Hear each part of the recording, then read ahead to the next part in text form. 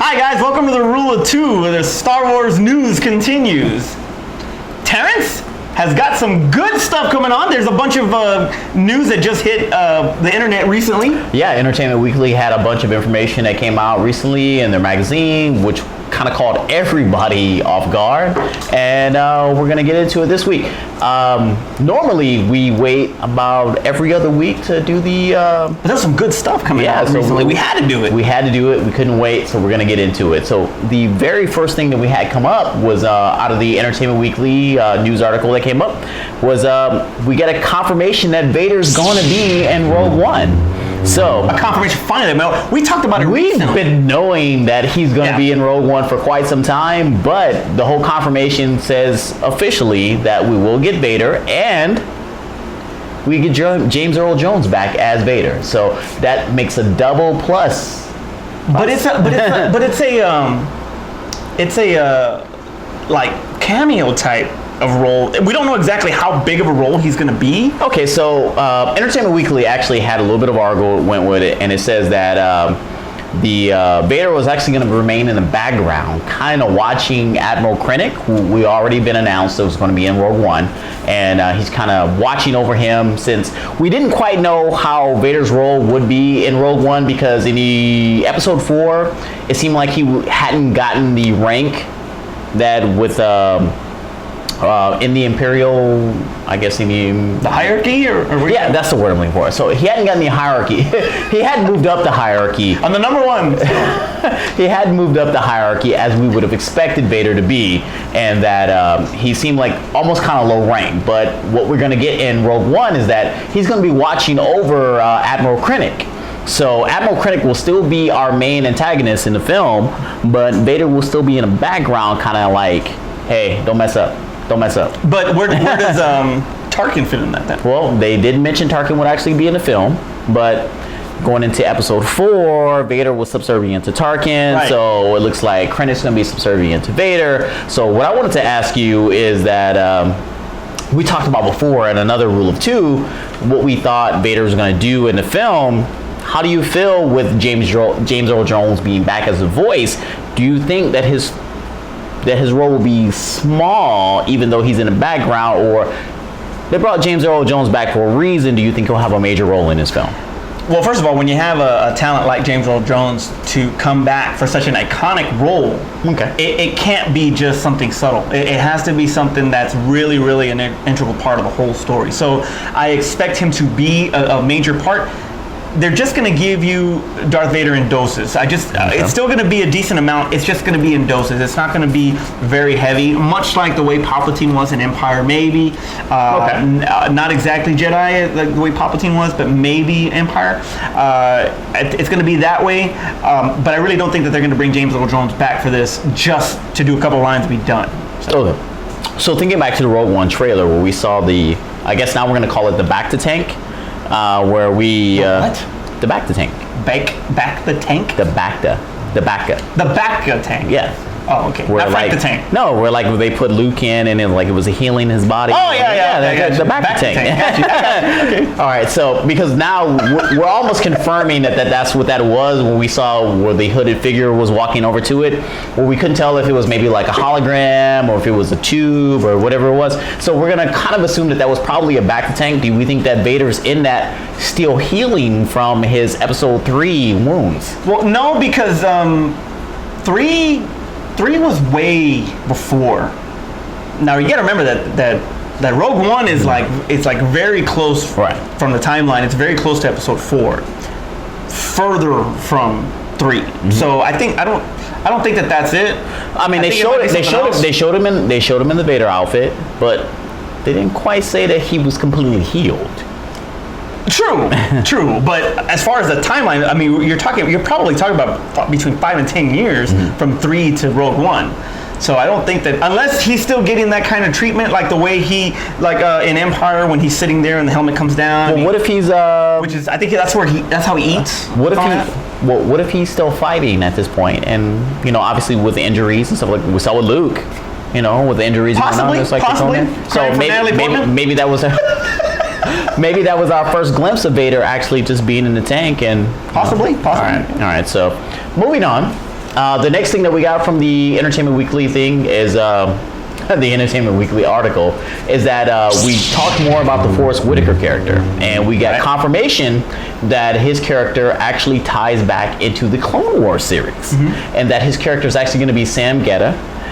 From the Clone Wars series, who was basically he was a resistance fighter from Clone Wars who actually fought with Anakin. Oh, that's gonna be so I guess my question to you is that since now we have an official tie-in to what they've established as canon for Star Wars, who else do we want to see in upcoming films from any of the existing canon that they have out there? Obi-Wan. Okay. Absolutely, Obi-Wan. And that actually threw me for a loop because I didn't think you were going to say Obi-Wan.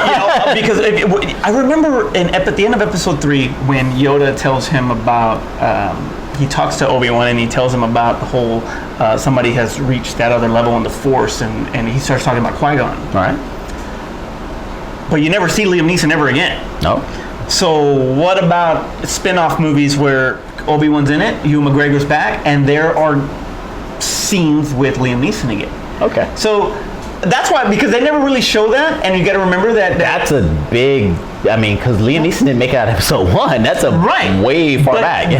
But from Episode 1, he didn't really figure out his way through the Force as far as the spirit goes until the end of Episode 3. Okay. So what about all that time between? So you see spirit ghosts of Liam Neeson, absolutely, where he's got a particular set of skills. Okay, so you threw me off for a loop because I automatically thought you were going to go Darth Maul. No, because Maul's already chopped in half. But he was still in the Clone Wars. He was in the Clone Wars, yeah. But not the crab dude with the freaking legs. I mean, that's what we're gonna get. That was stupid. That's what we're gonna get. Oh yeah, Savage Opress. Give me Savage Opress. Now, do you agree with Liam Neeson? Liam Neeson. All right, there you go. My actual thought was that maybe we can somehow because they didn't say the video games weren't part of it. They hadn't actually said yes or no or what they want to do, because the Knights of the Old Republic is still out there. Force Unleashed, which had the Inquisitors. The Force Unleashed, which was actually okayed by George Lucas, is out there. So they hadn't determined what they wanted to call canon for the video games. I was hoping for Starkiller. Possibly. Let's get a. You think that's a spinoff? Force Unleashed spinoff? Possibly, or maybe a hint, or maybe an Easter egg. That's a great. As far as a hidden apprentice for Vader. That's a great one. I mean, that's something to be thought of. That's awesome. All right, so last but not least, with going back to the Sam Getta character, as since he fought in the Resistance in Clone Wars, do you think he knows that Anakin is Vader? Because if we think about it, how many people really know about the change? Because he was Anakin and a prominent figure, and then when he switched to Vader, he started killing people. So people that really knew that he was Anakin, he probably eliminated. So how many people throughout the galaxy knew that Anakin was actually Vader? Because even with Obi-Wan talks to Luke, he says that, a young apprentice, Vader killed your father. Betrayed him. So how many people really know, and do you think that, Forrest Whitaker's character actually knows that he's actually Vader? Well, I don't really think that he does. At the end of Sith, when Yoda and Ewan McGregor and Obi-Wan are looking at the thing and they're seeing him kill all these people, all the kids and all that, they're the only ones that know that of what it is, of what he is and all that stuff. So I really don't think that that's news that they're going to be all, hey, Anakin's Vader, hey. So, well, no, but it's like more hurtful. I was with you. I think the pain and the disappointment that Obi-Wan has for his pupil falling that way would stick with him, and it's not something that he would talk about. I don't think. Okay. So let's say with Forrest Whitaker's character. I don't honestly. I really don't think. I don't think that he was as close in that circle. I mean, he didn't have a lot of episodes because he went to, because remember that freaking Obi-Wan went into exile really. So so he really didn't. He broke off contact with all that. So I don't know. All right. I really don't see it.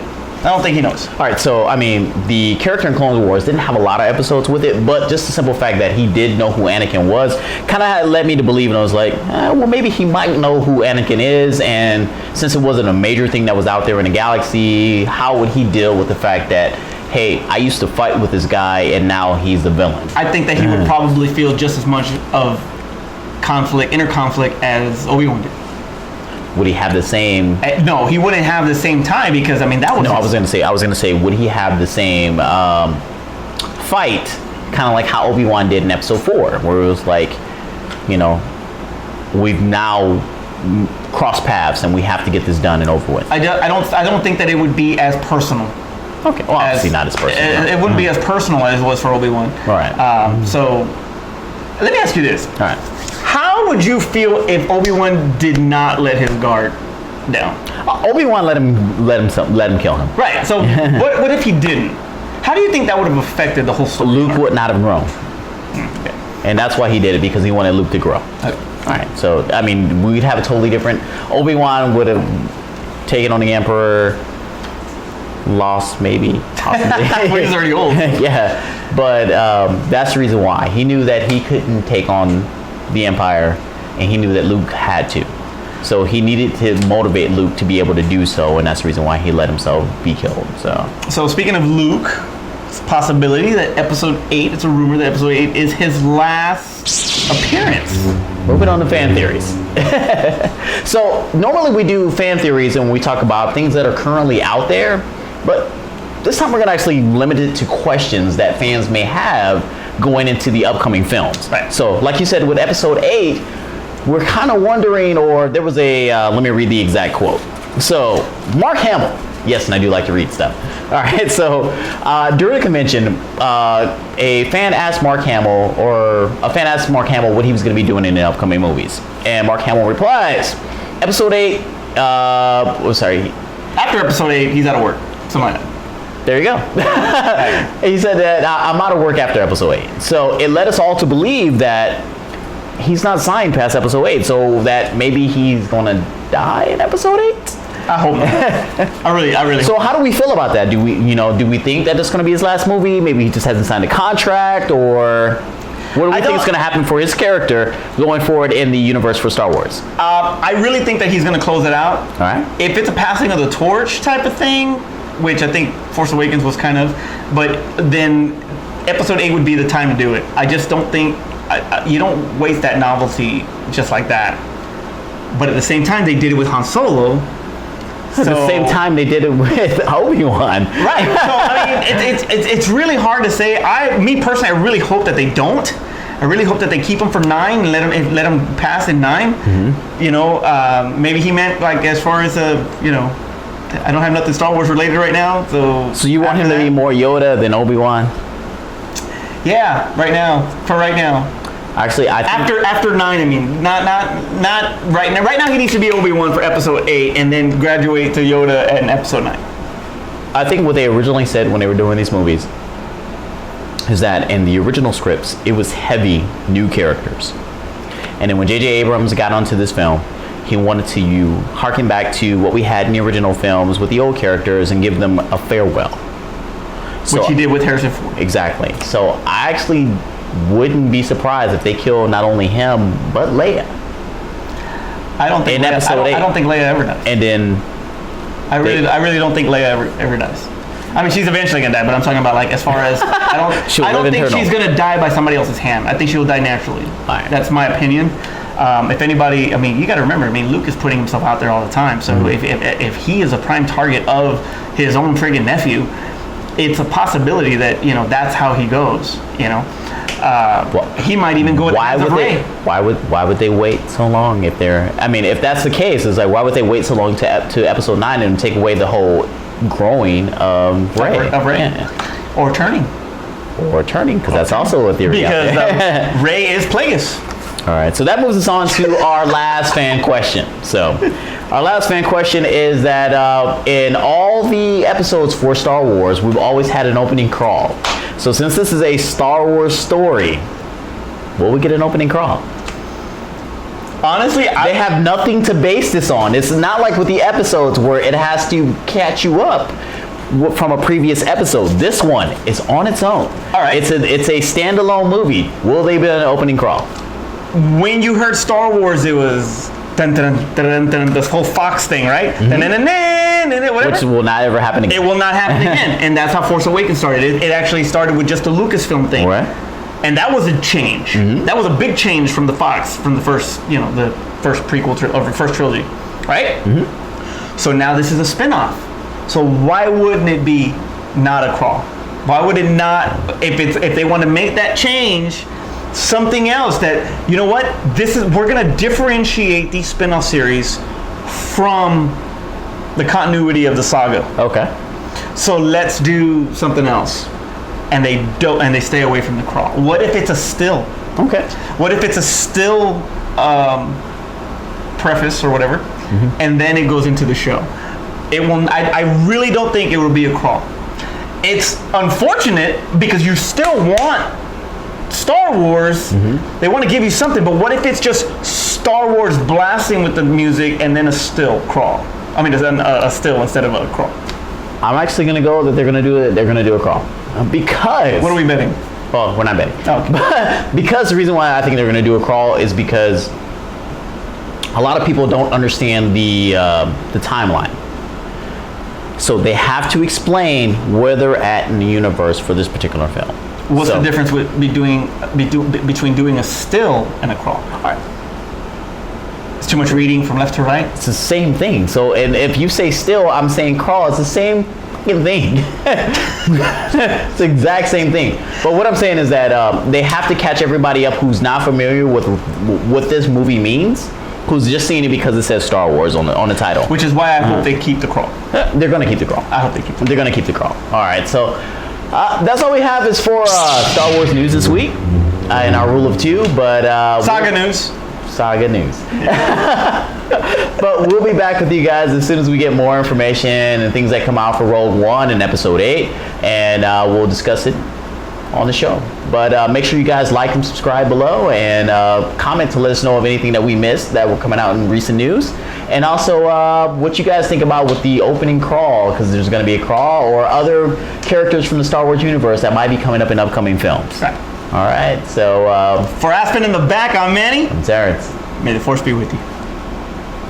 Hi guys, welcome to the Rule of Two, where the Star Wars news or Star Wars saga.